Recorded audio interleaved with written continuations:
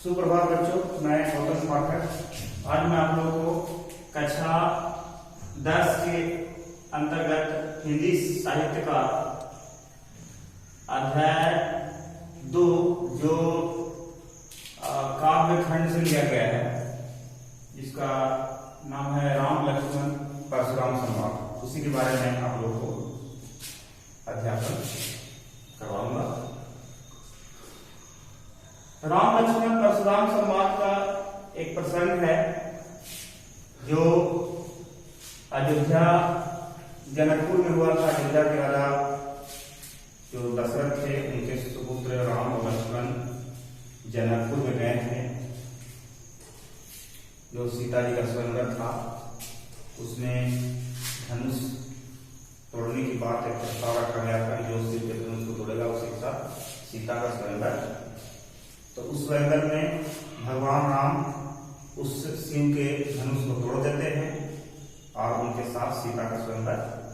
उसी प्रसंग से लिया गया है काव्यखंड के अंतर्गत राम लक्ष्मण परशुराम संवाद, जिस पर परशुराम जो हैं वो काफी एग्रेसिव हो जाते हैं, उग्र हो जाते हैं, उत्तेजित हो जाते हैं और वह राम और लक्ष्मण पर आग उगला हो जाते हैं। उसी का प्रसंग दिया गया है। तो सबसे पहले मैं इसके कवि के बारे में बताऊं।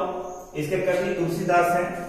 तुलसीदास जो भक्ति काल के सगुन का धारा के उपासक, यानी अगर भक्ति काल का कहा जाए तो भक्ति काल के सबसे श्रेष्ठ कवियों में बेशुमार तुलसीदास का आता है, जिनका जन्म उत्तर प्रदेश के बांदा जिले के राजापुर गांव में हुआ था।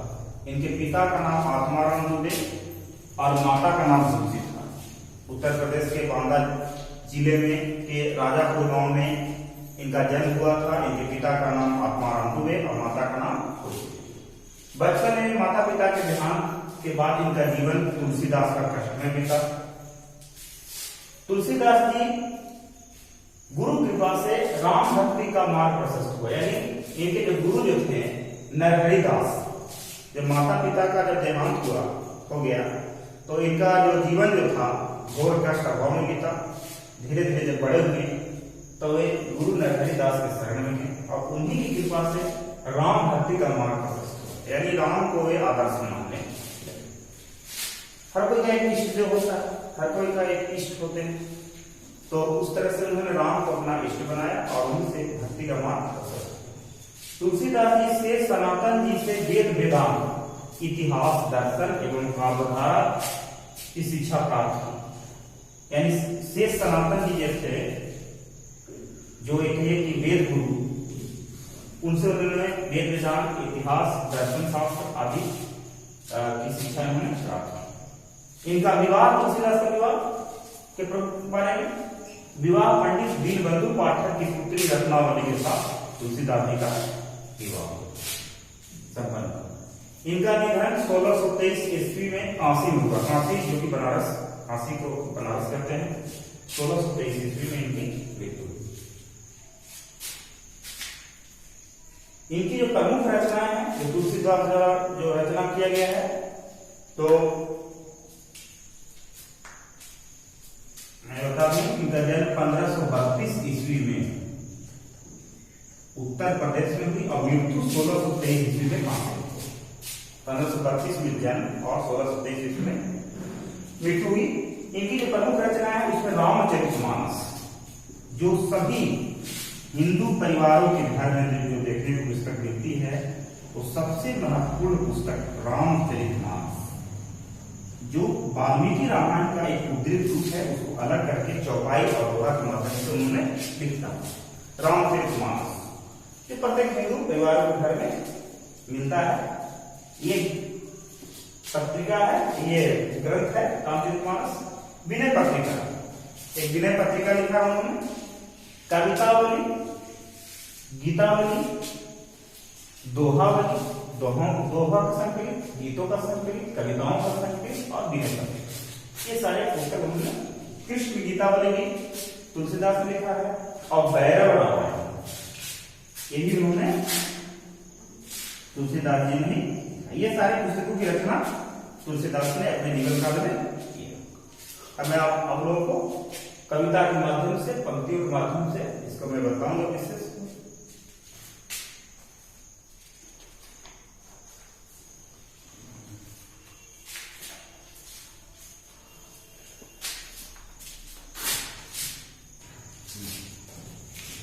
तो पहले इस दोहे के माध्यम से बताया गया है, पहले दोहा पढ़ेंगे। नाथ शंभु धनु भंज निहारा, कोई केहू एक दास तुम्हारा। आय सुकाह कहीं कि न मोही, सुनी विसाई बोले मुनि को। सेवक सो जो करे सेवकाई, अरि करनी करि करि अलाई। सुनहु राम जेहि शिव धनु तोरा, सहस बाहु कम सो रिपु मोरा। सो बिलगाओ बिहाई समाजा, नट मारे जेहि सब राजा। सुनी मुनि वचन लखन मुस्काने, बोले बरसु धरहि अवमान। बहु धनु ही तोरी लरिकाई, गवहु न असी रीस किन्ही गोसाई। यही धनु पर ममता के हेतु, सुनी विसाई कह भृगु कुल के। अब इसको हम बीच में कुछ शब्दार्थ बताएंगे और इसका मैं भाव बताऊंगा। एक बहुत ही रोचक प्रसंग लिया गया है। जब शिव के धनुष को जब भगवान राम के द्वारा तोड़ा गया, तो परशुराम के अंदर के जो ज्वाला भक्ति उत्तेजना हुई, क्योंकि परशुराम जो थे वो शिव के अनन्य भक्तों में से एक थे। उन्हें लगा कि ऐसा पृथ्वी पर ऐसा प्रतापी राजा उत्पन्न हुआ है जिसने शिव को धनुष तोड़ने की हिम्मत। तो नाथ शंभु धनु भंज निहारा, होई केहू एक दास तुम्हारा। शंभु धनुष क्या होता है? यानी हे नाथ, हे प्रभु, इस शंभु का जो धनुष है इसको कौन सकता है? सिर्फ दास के सिवा, सेवक के सिवा तो कोई इसको तोड़ नहीं सकता। ऐसा कौन योद्धा है जो इस धनुष को तोड़ने की हिम्मत कर सकता है या तोड़ सकता है? आय सुकाह कहीं कि मोही, सुनी विसाई बोले मुनि मोही। यानी मुनि जो है, परशुराम जो है, गुस्सा करके तपतपा करके बोलते हैं कि सेवकु सो जो करे सेवकाई, अरि करनी करि करि अलाई। यानी सेवक जो करे सेवकाई, सेवा का काम क्या है? सेवा करना। सेवक में सेवा। अरि करनी करि करि लड़ाई, अरि भी होता है दुश्मन, करि करनी करि लड़ाई। और दुश्मन जो क्या काम कर रहा है? सिर्फ लड़ाई करना, यानी दुश्मन को क्या करना है? लड़ाई करना है। लेकिन सेवा का काम क्या करना है? सिर्फ सेवा करना। सुनहु राम जेहि शिव धनु तोरा, सहस बाहु साम सम सो रिपु मोरा। यानी सुनहु राम, सुनो राम, जिसने भी जो धनुष तोड़ा है, शिव के धनुष को तोड़ा है, हे राम, जो शिव धनु तोड़ा, जो शिव के धनुष को तोड़ा है, सहस बाहु सम सो रिपु मोरा। सहस बाहु के समान है मेरा दुश्मन। यानी प्रत्येक राजाओं को मैं छली बिछा दूंगा, चारों तरफ आक्रांत मचा दूंगा, एक को भी धरती पर मैं नहीं छोड़ूंगा। वह मेरा, जिसने भी धनुष तोड़ा है, वह सहस बाहु के जैसा मेरा दुश्मन है। तो दुश्मन।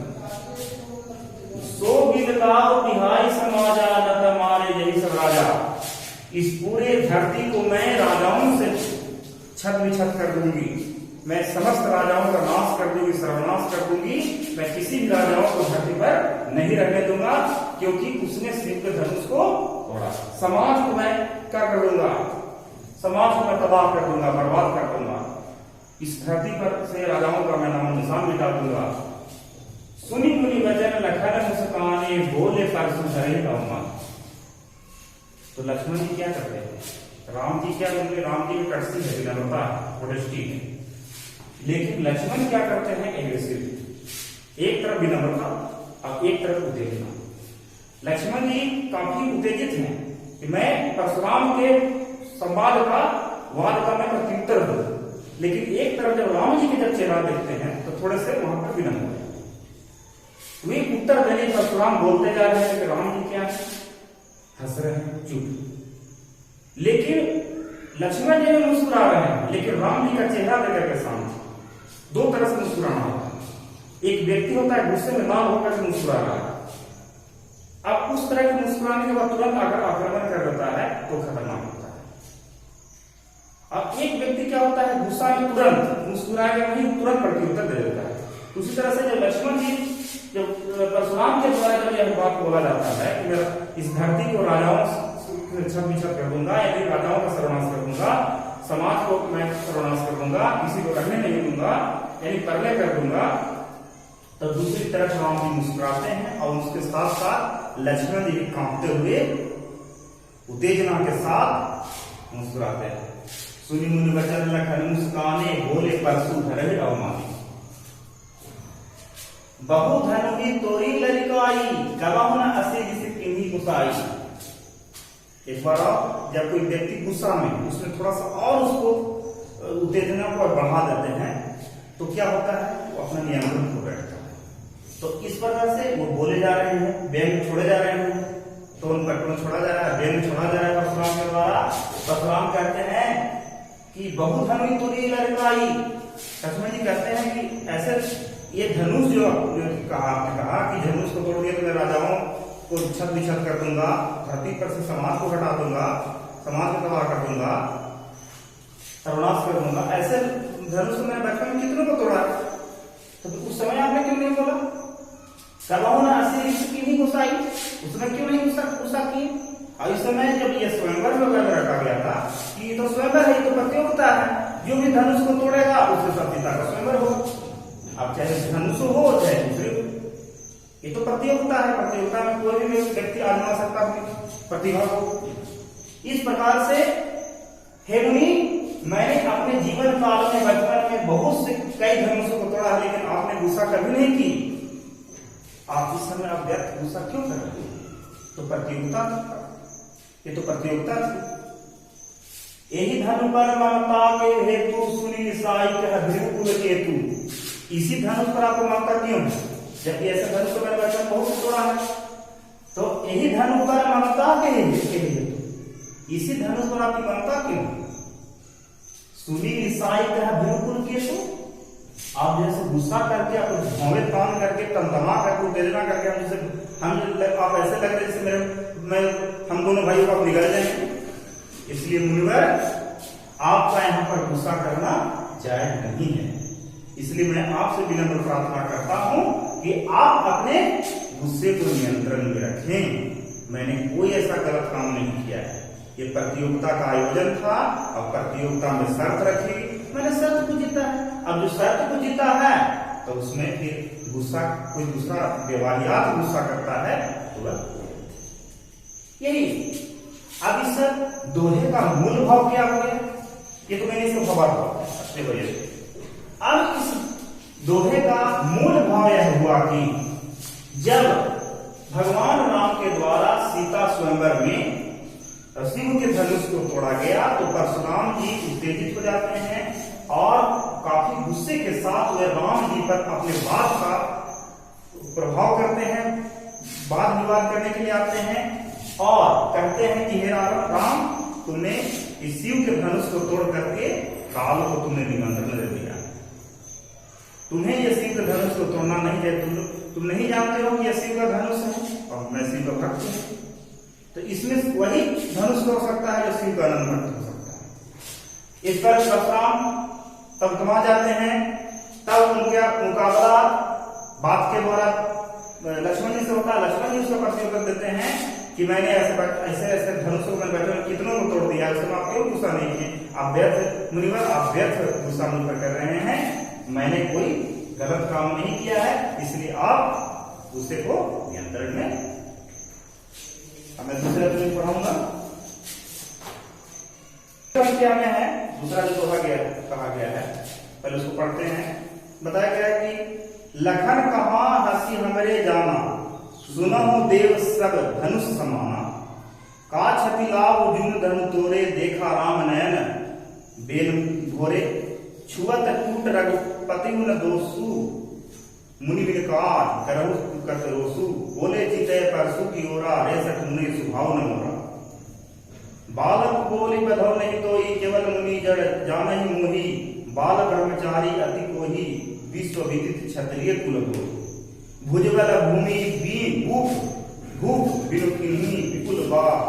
महेंद्र विधि सहस्रबाहु खेल निहारा, परसु विलोक करी महेश।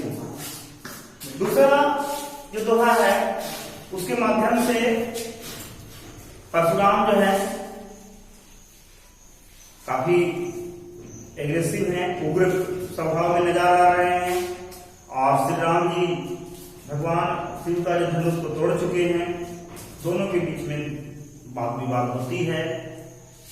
इस पर लक्ष्मण जी परशुराम का अपमान करते हैं। दोनों में वाद विवाद होते रहता है, चलते रहता है। लखन कहा हंसी हमरे जाना, हे लखन तुझे शर्म नहीं आती है? मुझ जैसे प्रतापी राजा का तुम अपमान कर रहे हो हंस करके। मैं क्रोध में हूं, काल कोई मुंह फाड़े हुए है। अब कोई व्यक्ति उसको छाती ठोक करके कह रहा है कि मुझे कुछ नहीं होगा, उससे बढ़कर कोई जाहिल कोई है नहीं। एक तो तुम गलती किया है, किसी को धनुष को तोड़ दिया। अब दूसरी बात मैं गुस्सा में हूं तो माओ छिला मारे। तो ये तुम्हें शर्म नहीं आती है कि तुम मुझे अपमान कर रहे हो?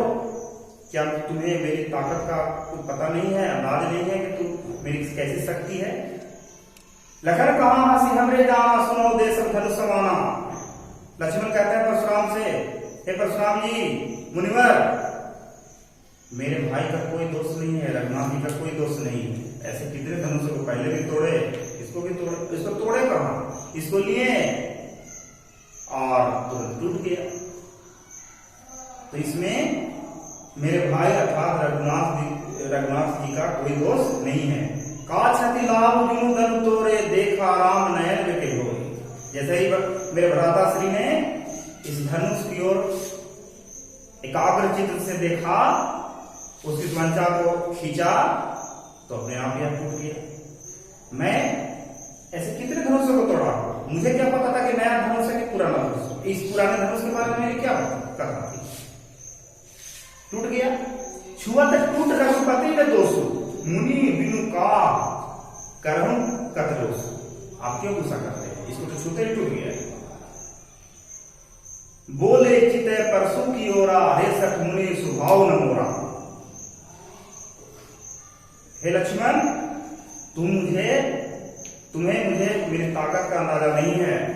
ये इस परसे की ओर देखो। देखो परशुराम जी जो हैं अपना जो खड़ा जो परसा है उसकी ओर देख करके लक्ष्मण को इशारा करते हैं। देखता है तो इसको देखो, इसको यही वो परसा है जिससे मैंने सहस्रार्जुन का छत बिछत किया है। सारे राजाओं को मैं भूमिहीन कर दिया हूं, सारे समाज को मैं क्या क्या भूमिहीन कर दिया हूं।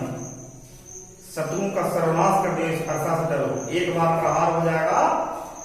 अरे तेरी बालपन पर मुझे मोह लगता है, ममता लगता है तुम दोनों भाइयों का।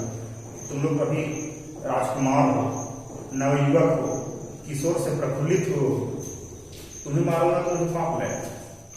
इसलिए मैं तुम लोग से, तुम लोग बच्चे हो, लड़काई गुण है, बच्चा वाला गुण है, तुम ज्यादा बोलो मत। मैं जब तुम लोग का मैं चेहरा देता हूं तो तुम्हारे माता पिता का मुझे ध्यान आता है कि तुम्हारे माता पिता को क्या बीतेगी। बालक बोली पैदा नहीं तो ही केवल मुनि जड़ जान मोही। सिर्फ बालक के भाव से मैं देख रहा था। मेरा गुस्सा के बारे में इस फैसले से तो देखो, मैं अपने इस फैसले से इस भूमि को राजाओं से हीन कर दिया हूं। बाल ब्रह्मचारी अति कोई विश्व विदित क्षत्रिय कुलद्रोही। छत्री को मैं सर्वनाश कर दिया हूं। भुजबल भूमि भूख भी कोई, भुजबल बाहु के प्रकार, भुज भी होता है भुजा और बल में होता है अपनी भुजाओं के बल से मैं इस भूमि पर से सारे राजाओं का सर्वनाश कर दिया हूं। विपुल बार नहीं देवती, देवता भी मुझसे क्या करते हैं, अच्छा काम, और तुम तो छोटे छोटे बालक। सहस्र बाहु भुज छेद निहारा, परस विलोक महित कुमारा। यह फरसा जो है सहस्रबाहु को छेद कर दिया, छत पिछड़ कर दिया है। और तुम बोले पर बोले जा रहे हो, मेरे गुस्सा को और उसकी ज्वाला को बढ़ा रहे हो। क्या तुम्हें आत्मज्ञान नहीं है? इसलिए सुधरो, शांत रहो, विनम्र हो, इसी में तुम्हारी भलाई है। वरना मेरा गुस्सा बढ़ गया तो तेरा भी वही हाल होगा जो सहस्रबाहु का हुआ है। भुजबल भूमि भूप बिनुकिनी, विपुल बार मही देव दिनी। सहस्र बाहु भुज छेद निहारा, परसु विलोक मही कुमारा। इसलिए हे लक्ष्मण, तुमने जो किया है, तुम्हारे भाई राम ने किया है, वह इसलिए मेरा फरसा इतना कठोर है कि इससे बड़े बड़े राजा महाराजा। एक बार और परसों की तो कोई महेंद्र कुमार, ये फरसे की ऐसी शक्ति है कि जो फरसा इतनी धार है, इसकी इतना प्रभाव है कि माँ के गर्भ में जो बच्चा रहता है ना वो भी थरथराता है। ये फरसा में इतना पावर है, शक्ति है। आप तुम जो है बोले पर बोले जा रहे हो, एक गलती भी किया है और ऊपर से और बोले जा रहे हो, इसलिए तुम्हारा ये क्या है, जायज नहीं है। इसलिए हे बालक तुम शांत रहो, गुस्सा मेरी गुस्सा को और नहीं बढ़ाओ। मात पिता हूं जल सोच बस करस महिष किशोर, गर्भन के अर्भक दलन परस मोर अति घोर। माता पिता के बारे में सोच रहा हूं, जब मैं तुम लोग की बात को सुन रहा हूं तो मुझे तुम्हारे माता पिता के बारे में ध्यान आ रहा है। कहीं से गुस्सा मेरा बढ़ गया, मैं कोई गलत कदम उठा लिया, प्रहार कर दिया, तो तेरे माता पिता को रो का बेहाल हो जाए। इसलिए माता पिता जब सोच बस करे महिष किशोर, गर्भन के अर्भक दलन परसु मोर अति घोर, है कि नहीं। और हम ऐसे क्षत्रिय, ऐसे राजा हैं कि मेरे फरसे के धार से गर्भ में पलने वाले बच्चे भी क्या थरथरा कांपते कि तुम जैसे तो साधारण राजकुमार। इसलिए तुम अपने आप को संभल जाओ, नहीं तो परिणाम गलत होगा। That's all, thank you.